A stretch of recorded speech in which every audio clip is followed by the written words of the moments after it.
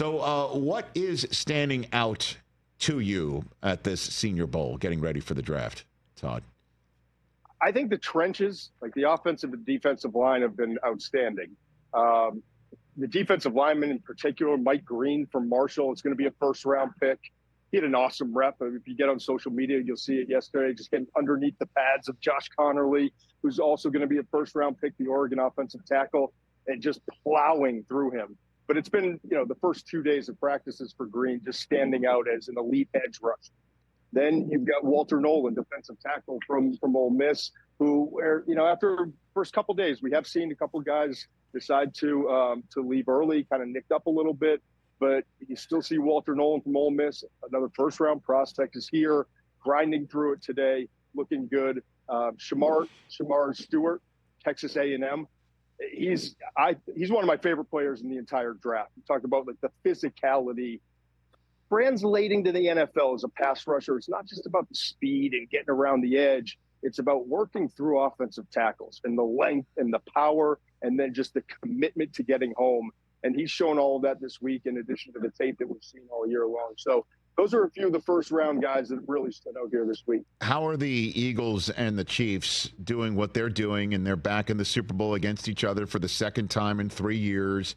How is it influencing the talent evaluation and roster building in your estimation, Todd? Well, I mean, I just went to Chicken Salad Chick. You ever been there down south? It's an institution for lunch, right? And to the right of me were the whole personnel, not the whole, but a big group, a large contingent of Chiefs scouts and personnel people. So they're here, man. I mean, it doesn't stop. Just if you're going to win a Super Bowl, it doesn't mean you stop the scouting process. So, both organizations are here. Had a really good opportunity to sit down with Nick Caserio and talk about, how close they are, Eric Acosta, the general managers of the Texans and the Bills, respectively. And, to be this close in a conference with these quarterbacks and how important this process is as part of the offseason process, it's kind of fascinating stuff, to be honest. We'll be airing that in the next couple of weeks. But it's amazing the detail that goes into the scouting process. And just talking to area scouts, Rich, and you'll appreciate this. Like, these guys are away from their families for like 4 months on the road from one stop to the next. It used to be you'd roll up to an Ole Miss, right? And you'd have like 8 to 10 prospects that you'd have to evaluate. Well, with the COVID year, with NIL, with the transfer portal, I talked to a scout today. He said he had 32 players. There were 22 starters, 32 players he had to do backgrounds on, film study on. So the landscape has changed, but the process has not. So I guess in that regard, before we start drilling down in terms of the specifics of the draft, what advice of just seeing what happened on Sunday? And I know Brandon Beane just said, because he's up in Western New York conducting his press conference today to end the season, that you're never just one player away. But what do they need? What might be behind you on this field or in this year's draft that they could go and supplement to try and finally get past the Chiefs, if that is what is needed, Todd? Well, if you really go back and study, right, and every year we want to take a great quarterback and say, well, add another weapon, right? And that's the easy thing to do, or plug in an offensive lineman, which has been typically teams continue to grind away at getting the best offensive front there.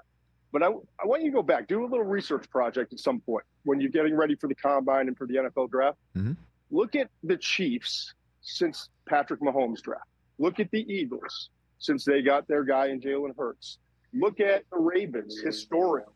Look at all the best teams in the NFL. Look at the Bills is another example. You get your quarterback, and he's going to make up for a lot of the sins on the offensive side. He's going to protect the 10 on that side.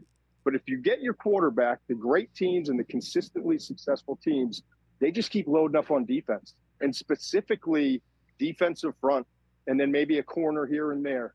But that's been the formula for a lot of successful organizations. So while everyone wants to see one more weapon or a flashy player, a lot of times it's just continuing to add pass rushers, defensive tackles, impact players on the defensive side. So it wouldn't surprise me if we see that trend continue with a lot of these top organizations.